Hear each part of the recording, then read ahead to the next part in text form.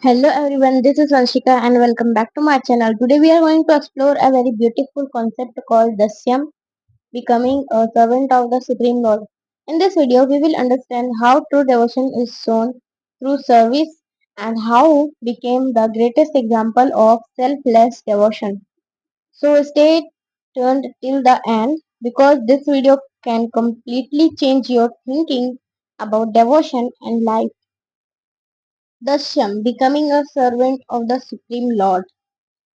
Dasya means servitude or devotion through service to the Supreme Lord, considering yourself a humble servant of God.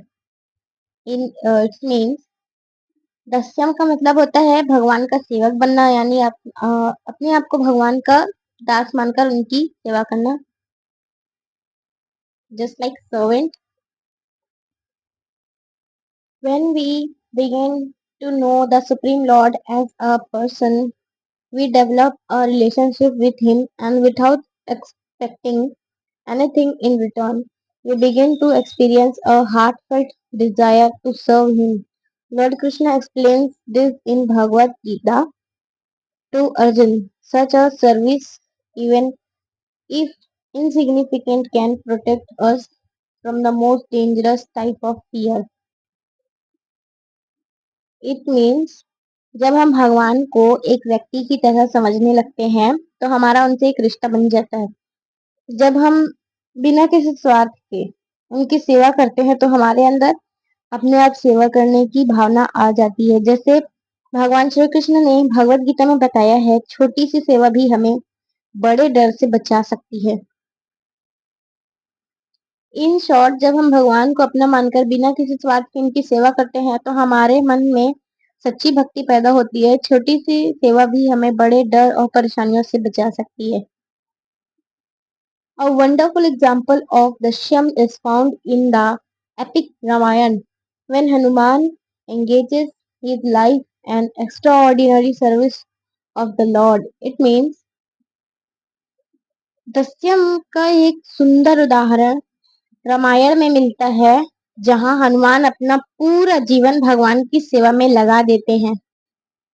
In short, Ramayan में हनुमान दास्य भाव का सबसे अच्छा उदाहरण है, जिन्होंने अपना पूरा जीवन भगवान राम की सेवा में लगा दिया. There are chances that you might have come across the beautiful image of Hanuman tearing up his chest to reveal Lord Ram and Sita dwelling in his heart as a symbol of his sincere devotion.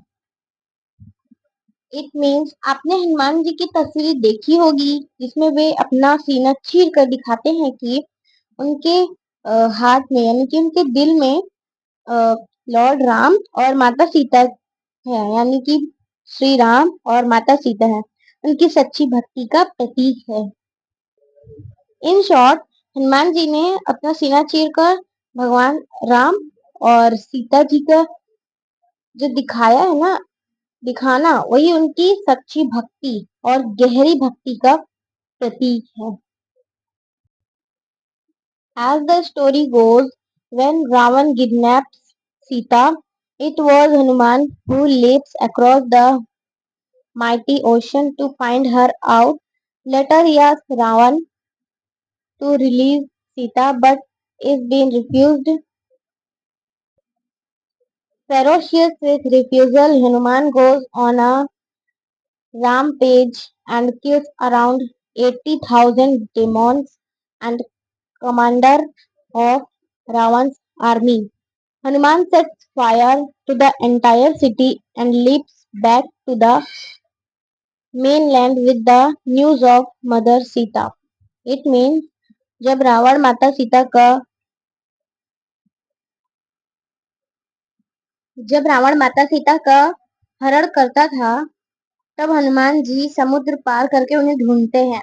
वे रावण से उन्हें छोड़ने को कहते हैं, लेकिन जब वह मना करता है तो हनुमान जी क्रोधित होकर राक्षसों को मारते हैं, लंका जला देते हैं और सीता माता की खबर लेकर वापस आते हैं. इन शॉर्ट, जब रावण माता सीता का अपहरण कर लेता है, तब हनुमान जी समुद्र पार करके उन्हें ढूंढते हैं लंका, और क्योंकि रावण जब हनुमान जी कहते हैं कि रावण को कि सीता माता को छोड़ दीजिए, लेकिन वो नहीं मानता, तब हनुमान जी क्रोधित होकर यानी कि गुस्से में वो लंका जला देते हैं और जितने भी वहां के जो राक्षस थे उन्हें मार देते हैं और ये खबर राम जी को देते हैं। When Lord Ram decided to launch a war on Lanka, it was with the help of Hanuman and his army of monkeys. He constructed a bridge of floating stones across the ocean. It means जब भगवान राम लंका पर आक्रमण करने का निर्णय लेते हैं, तब हनुमान जी और उनकी वानर सेना की मदद से समुद्र पर तैरते पत्थरों का पुल बनाया जाता है। और जो पत्थर तैर रहे थे ना, उनके हर पत्थर पे ना मतलब हर एक पत्थर में ना राम नाम लिखा होता है। ये हनुमान जी और उनकी वानर सेना लिख के पानी में यानी समुद्र में तैरा कर एक पुल बनाए। इन शॉर्ट राम जी लंका जाने के लिए हनुमान जी और वानर सेना समुद्र पर पुल बनाकर उनकी मदद करते हैं। वही पुल जिसे आज के समय पे राम सेतु के नाम से जाना जाता है। ये पुल भारत के रामेश्वरम से शुरू होकर मान्नार आइलैंड तक जाता है। ये इसकी लंबाई 48 किलोमीटर है लगभग। ऐसा माना जाता है कि 48 किलोमीटर इसकी लंबाई है। ये वही पुल है जो भारत को श्रीलंका से जोड़ता है, जिसे राम जी की सेना ने बनाया था। Hanuman continues to serve Lord Ram by carrying him on his shoulder all the way to Lanka. On one of the occasions when Hanuman was asked to bring a herb from the Himalayas to cure Lakshman, he goes an extent of uprooting the entire mountain as he finds it difficult to identify the herb. It means Hanuman ji Ram की सेवा करते हुए उन्हें अपने कंधे पर बैठाकर ले जाते हैं। जब लक्ष्मण जी को बचाने के लिए उन्हें हिमालय से जड़ी बूटी लाने को कहा जाता है, तो वे पहचान नहीं पाते और पूरा पहाड़ उठा लाते हैं। युद्ध के दौरान लक्ष्मण जी को मेघनाद ने शक्तिशाली अस्त्र से घायल कर दिया, जिससे वे बेहोश हो गए यानी मृत्यु जैसी अवस्था में चले गए।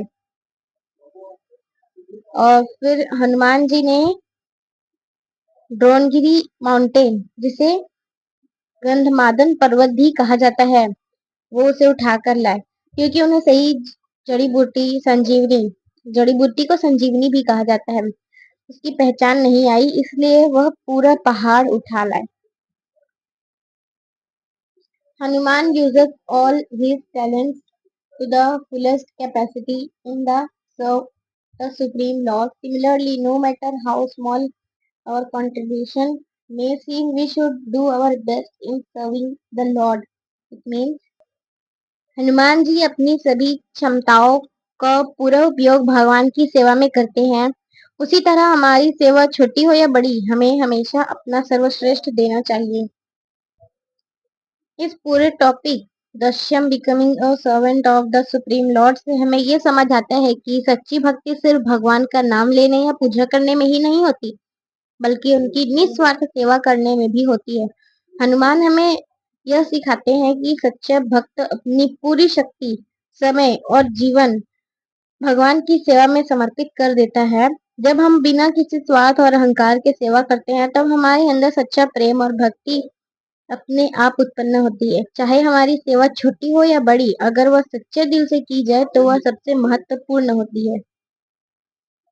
अगर आपको ये वीडियो पसंद आया हो तो लाइक, कमेंट एंड और सब्सक्राइब जरूर करिए और बताइए आप अपनी जिंदगी में सेवा भाव कैसे अपनाने वाले हैं। Thank you so much for watching.